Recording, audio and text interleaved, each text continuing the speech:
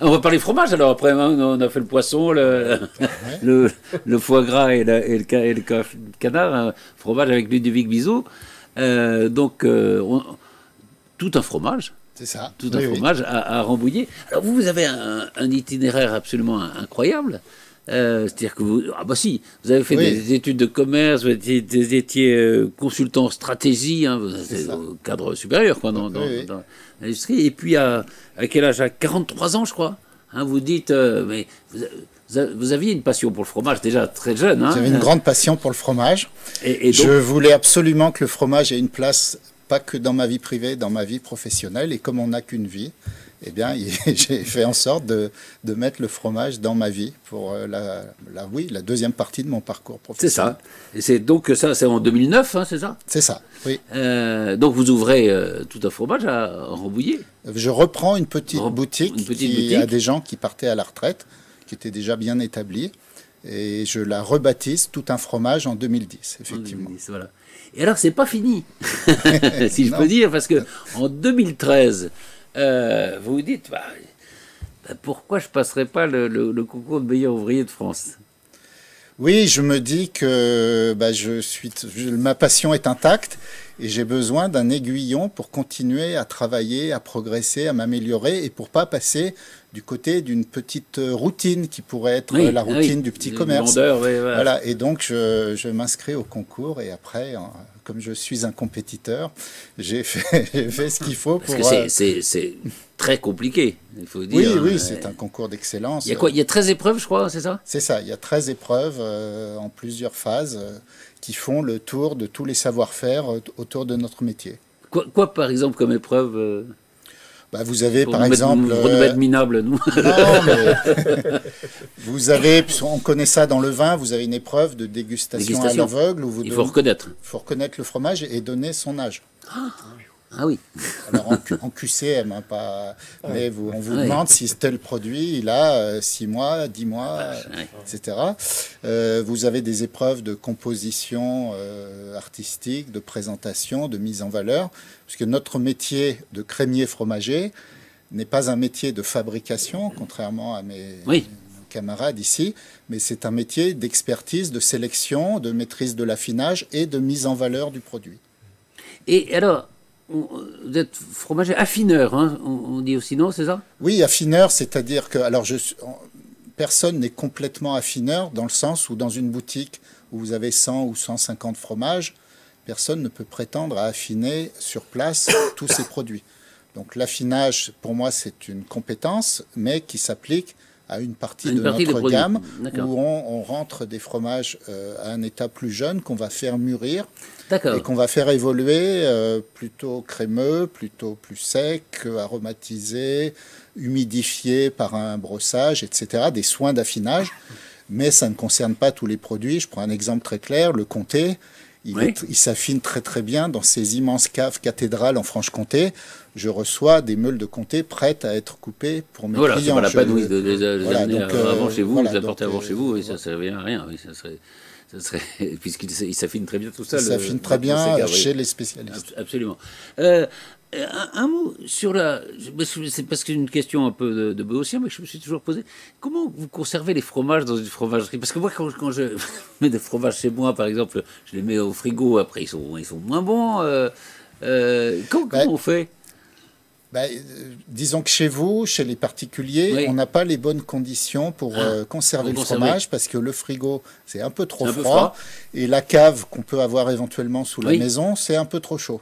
C'est ça. Que si on ne le met pas dedans... la bonne fenêtre, c'est entre 6 et 10 degrés. D'accord. Donc, les frigos, donc vous avez des... Donc on a des installations, des chambres avec de l'affinage, de l'humidité et une température régulée pour bien conserver les produits. Et ensuite, on va jouer sur la ventilation, la protection ou pas des produits par rapport au flux d'air. Voilà. Et donc effectivement, mon message, c'est n'essayez pas à la maison de conserver très longtemps les fromages. Il vaut mieux acheter moins, mais plus souvent. Absolument. Non, mais moi, c'est vrai que c'est le conseil qu'il faut donner parce que il est meilleur quand on le sort de chez le fromager Oui, qu'on le mange. Après, pour quelques jours. Hein, oui, après, voilà, on peut le garder un peu, mais trop 10 jours longtemps, à la c'est pas terrible, quoi. C'est ça. C'est pas terrible. Alors, j'ai vu qu'il y avait, on va parler après des fromages que vous avez apportés, mais j'ai vu que chez vous, il y a un brie des Yvelines. Alors oui, nous avons dans les Yvelines une belle fabrication de fromage. Alors, on n'est pas une grande région de fromage, oui, loin de là, mais nous avons un très beau producteur dans le sud des Yvelines qui s'appelle la ferme de la Tremblay, à la Boissière-École, limitrophe Eure-et-Loire, Ouais. avec un élevage de vaches et de chèvres, D'accord. et de très bons produits, dont un brie au lait cru, un petit brie fermier. Fermier. Comme donc Laurent Trochin avait raison de dire, on trouve tous les produits. On trouve du fromage dans les On trouve Yvelines. du fromage dans les Yvelines. C'est ça. Et puis celui qu'on ne trouve pas dans les Yvelines, on peut venir l'acheter à tout un fromage à Rambouillet. Alors, vous avez porté, alors ça c'est des fromages que vous conseillez un peu pour les fêtes ou pour la saison en tout cas. Oui, ce sont des fromages que je conseille pour la saison. Et ça Il y a donne... une saison hein, pour les fromages. Il y a une saisonnalité pour le fromage, soit une saisonnalité complète pour quelques produits. Ouais. On connaît le Mont d'Or qui n'est disponible Mondor, qu'en automne, hiver. Oui, et la saisonnalité des fromages, c'est plutôt une petite sinusoïde qui fait que selon la période de production, le lait est moins riche, moins aromatique, et donc le fromage peut être un peu meilleur quand il est produit, notamment avec de lait à partir d'herbes, quand les animaux sont nourris à l'herbe. Ah d'accord. Voilà. Ah oui, il faut que oui. Et ça, vous savez aussi d'où viennent. Enfin, Oui, vous connaissez bien vos sûr. producteurs évidemment. Oui, on connaît nos producteurs. Ça, c'est très important. On leur rend visite, on suit l'évolution des produits sur le cycle de l'année, évidemment. Vous avez qu'un producteur par fromage ou vous avez plusieurs ça dépend. Ça dépend. Dans la plupart des cas, oui. Oui. Et dans certains cas, j'ai un producteur et pas une roue de secours, mais un coproducteur, un deuxième choix, parce que effectivement, certains produits ne sont pas tout à fait réguliers ou disponibles toute l'année, mais c'est aussi le charme des produits fermiers. Le propre d'un produit fermier, c'est qu'il n'est pas toujours, toujours même, homogène bien au sûr. cordeau toute l'année. D'où l'importance de venir par exemple chez vous, hein, il y en a d'autres, hein, Oui, évidemment, bien mais, sûr. et d'avoir les conseils du fromager, hein, c'est important. Alors, peut-être je vous laisse décrire ce que vous avez... Alors, je précise quand même, puisqu'on a suivi un peu la séquence du repas, et c'est très bien, mais on a le droit de commencer par le fromage, à savoir quel apéritif, le fromage. Et particulièrement, moi j'adore ça parce qu'on a les papilles et l'appétit entièrement disponibles. Bon, et on apprécie particulièrement le fromage quand on commence par lui. Alors c'est un peu une façon de tirer la couverture à nous, mais voilà, n'hésitez pas. Je commencerai par vous. Voilà, retenez cette petite formule. Non mais c'est vrai, vous avez raison, c'est très bon. Retenez cette formule. Voilà, un apéro sans fromage, c'est trop dommage. Donc on met du fromage à l'apéro. Non mais c'est vrai que c'est une très bonne idée. Eh bien, ici, qu'est-ce que vous prenez comme fromage à l'apéro, par exemple? Comment? Comme fromage, vous...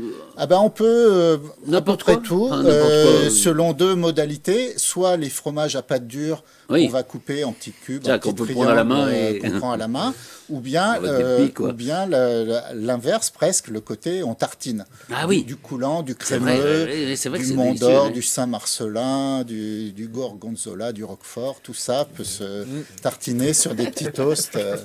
Voilà. Je crois qu'on disait. D'ailleurs, le Roquefort, par exemple, avec du Porto, je crois que c'est...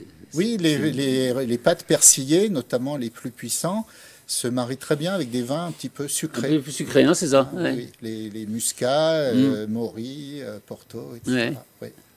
Alors ici, c'est une sélection pour les fêtes, mais qui n'a rien d'imposé. Mais qui peut être à un autre moment.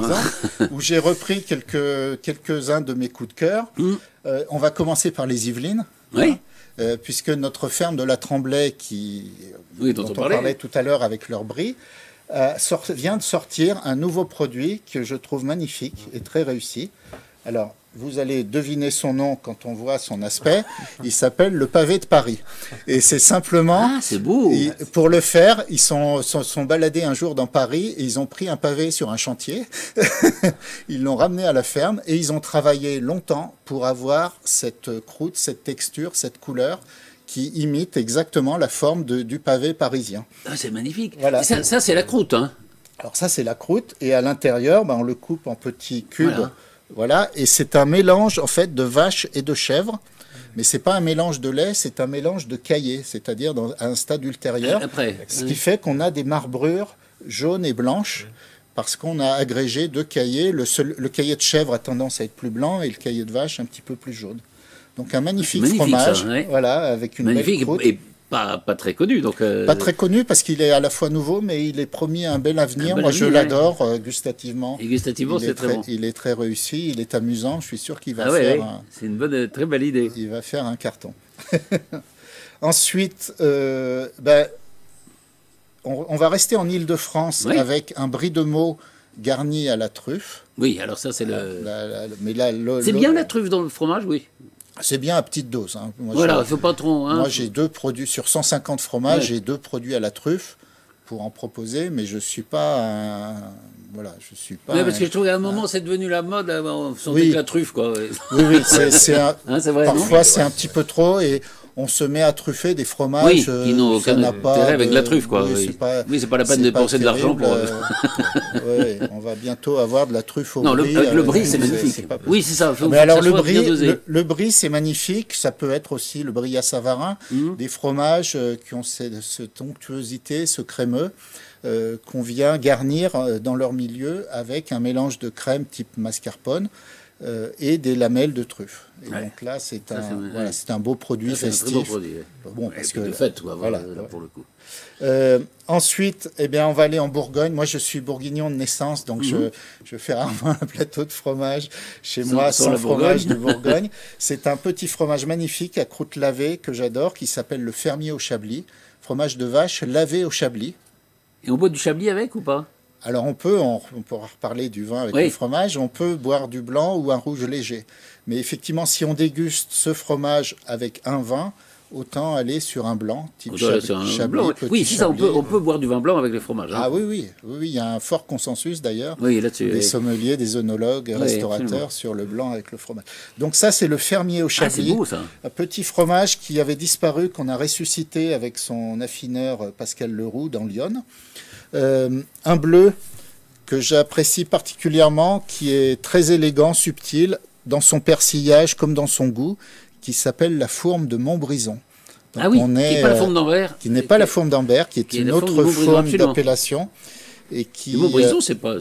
Montbrison, c'est donc dans la Loire, c'est à la frontière entre le Massif central et puis le Lyonnais, et c'est un très joli bleu. Et pour évoquer les Yvelines, j'aime bien penser que son persillage, très fin comme ça, bleu un peu clair, pour moi, il évoque la toile de Jouy.